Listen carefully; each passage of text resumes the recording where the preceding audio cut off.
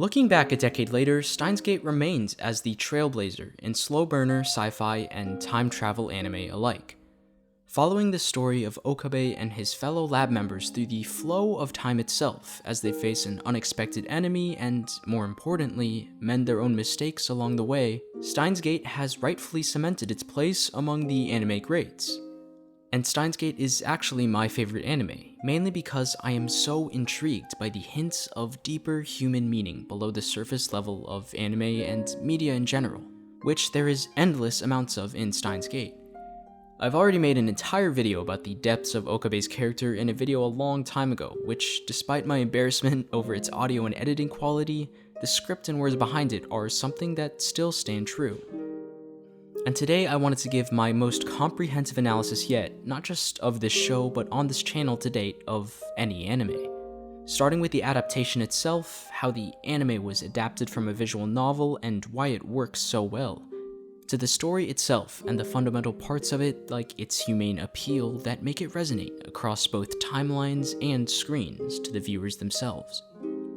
We're breaking down how Steins Gate set a new standard for the dramatic and thriller genres of anime for a decade, and, honestly, likely more to come.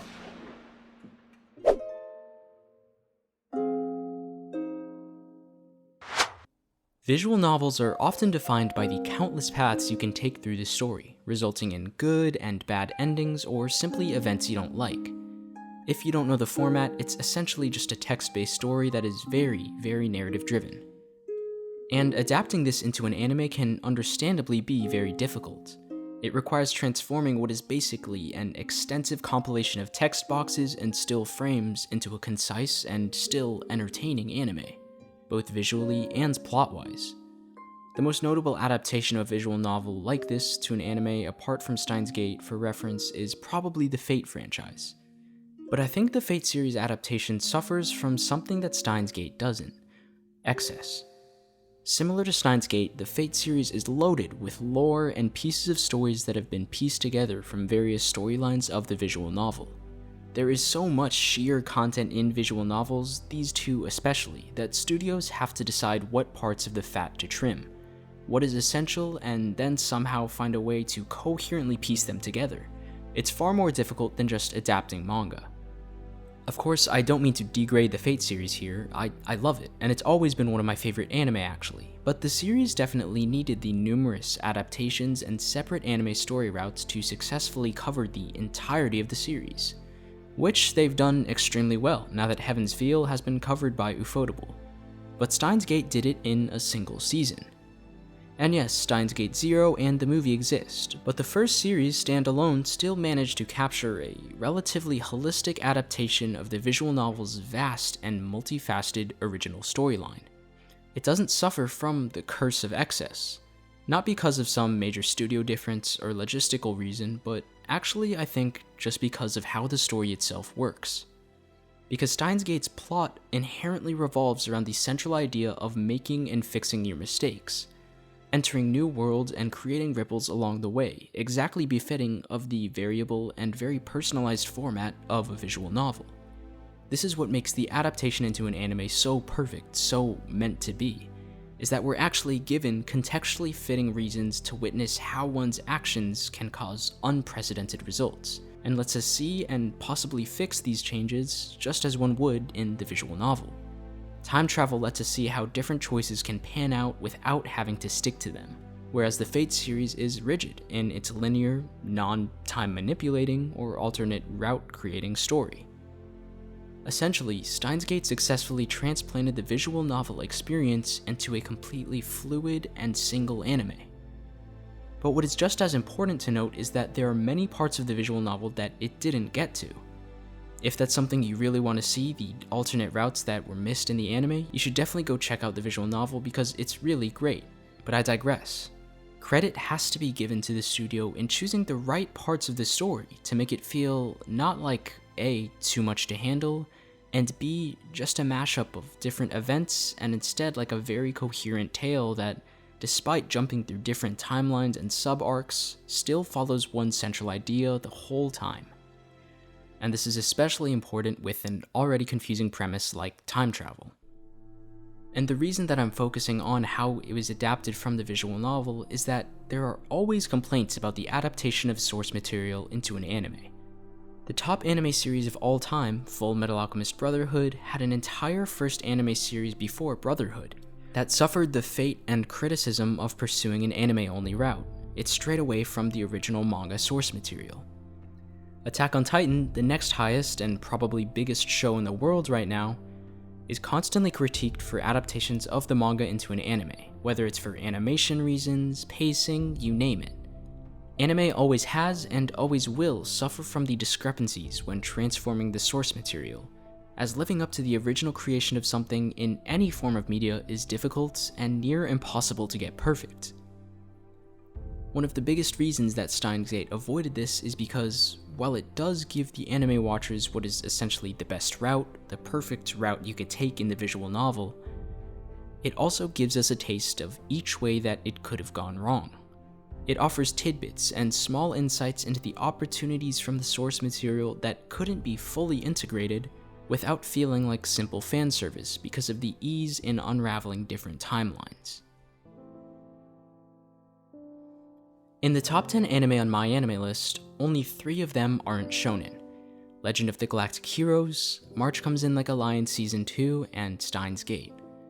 And though they vary extremely in the kind of story they are, being a philosophical military anime, a touching slice of life, and time travel sci-fi respectfully, the one commonality that these 3 shows share is that they are very dialogue-intensive and character-driven. Without the extraneous addition of flamboyant action scenes or villains or high animation budgets, these stories revolve around the ripples that a select group of characters have, yes, on the world around them, but most of all on each other. And I think that Steins Gate, above all, does this the best. The cast of Steins Gate is polar opposite Legend of the Galactic Heroes, which I just mentioned, which spans an innumerable cast of characters across the galaxy that sometimes feels cumbersome. And not only does Steins Gate deal with a small, close-knit group, it even goes to the liberty of labeling every single one of them with a badge. And the reason I'm talking about this, the importance of side characters and the small group that Steins Gate deals with, is because I believe if there's one thing that continues to push anime to further heights, it is the appeal to humanity. This is the fundamental basis in all animated works, any piece of art or literature where a human connection can't be depicted visually through an actor or person, and must be interpreted instead. And though cartoons or anime certainly stretch this line, it still applies. Art is only as deep as humans make it. And I've already talked about the trials of the main character Okabe a lot before, check out that video if you want to. But today, I feel like not enough is said about actually the other characters too, the side characters and the other lab members. Because what is special about Steins Gate, again going back to the way the plot is formatted, through each timeline and each D-mail we're given a chance to see the biggest flaw in each character. What they themselves would have changed if they ever had the chance to, and that's beautiful. Ruka's insecurities about her gender, Moeka's crippling reliance on FB, Ferris, and her father. The show goes to great lengths to flesh out these side characters and make them feel like real people with real regrets. Especially in an oftentimes fantastical and extreme story like Steins Gate, which is certainly a sci-fi anime above all, it needs to feel grounded to remain a character and narrative-driven story like the visual novel intended to be. The series also deals with suicide, a very prominent issue in Japan and of course worldwide, further expanding on the show's appeal to very real and human issues. Only behind South Korea, Japan has the highest rate of suicide among developed countries in the world, an issue that has only gotten more significant as of late. And a lot of it stems from an issue that is common among most East Asian countries like the aforementioned South Korea, which is the cultural weight of expectations. And we see this in Steins Gate too. Moeka commits suicide after FB abandons her and she loses purpose in her life, nowhere to go and no job to do. Suzuha, the first time she went back, ended her life after being unable to do the mission she was tasked with. Whether it was her own expectations or those of others, she felt overwhelmed by it. Mr. Brown also does this as he understands that he's expendable for CERN and that the job he's tasked with can be given to anyone else after he fails. They're all very real, personal occurrences that can happen to anyone. Losing a close friend or family member, being unable to do what you were tasked with, being replaced. The series crafts such believable and realistic characters from the watcher's point of view, which is important for understanding their humanity and their reasons for acting as they do. It truly is the story of if a completely normal friend group or group of people were thrown into the journey of a lifetime and how they would deal with it. How the weight of expectations crushes real people. And this actually leads into my last point and one of my favorite themes in all of Steins Gate, which is just being satisfied with complacency. Almost every story, anime or not, has a final goal in mind. One that the main characters really have to push for, go through trials and tribulations to reach, and finally get to the end knowing that they're better than they were at the beginning. It's just a simple story format. And what I love about Steins Gate is that the goal they want to reach is simply just to go back to how it was. After what Okabe goes through in the first half of the series, climaxing in the multiple deaths that Mayuri has and his decision to go back in time and undo the D-mails, the final goal of this series is simply to go back to how everything started, which is unconventional to say the least. The top anime, Fullmetal Alchemist Brotherhood, actually does this in one of its end goals, which is for the Elric brothers to simply get their bodies back and repent for the mistakes they made as kids. And the beauty about this kind of story is that it always involves a mental struggle, as the characters overcome their internal regret with what they've done, and forego what used to be an overly ambitious goal instead for just simple happiness they used to have. Steins Gate establishes a very expectation-driven society, as I was talking about earlier in reference to suicide. And expectations, whether it's from yourself or others like family or friends, this is what causes people to want to push further, to make something tangible out of their efforts. And we see just how this goes wrong in Steins Gate with the lab members treading upon a realm that they never should have. Just like Prometheus in the Greek myths, Okabe is punished for trying to give God's powers to mankind. His ambition is punished, and as we near the end, all of the trials Okabe goes through is simply done just to undo everything.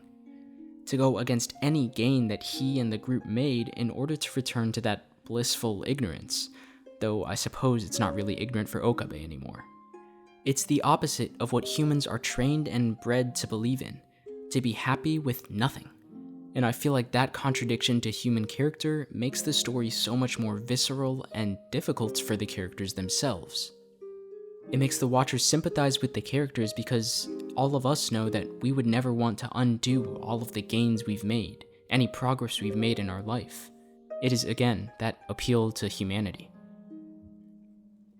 Steins Gate has so much beneath the surface, so much that I don't think there's honestly a cap on the amount of videos that can be made analyzing it, just because of the extraordinary human appeal and hidden meanings to it. If you guys want more Steins Gate videos or more deep dive videos like this in general, make sure to like and comment down below. I love making this kind of video and I love looking deeper into shows. As always, this has been the Anime Culture Corner. I hope you enjoyed the video. Don't forget to like and subscribe for future end-up show, manga, and character analyses.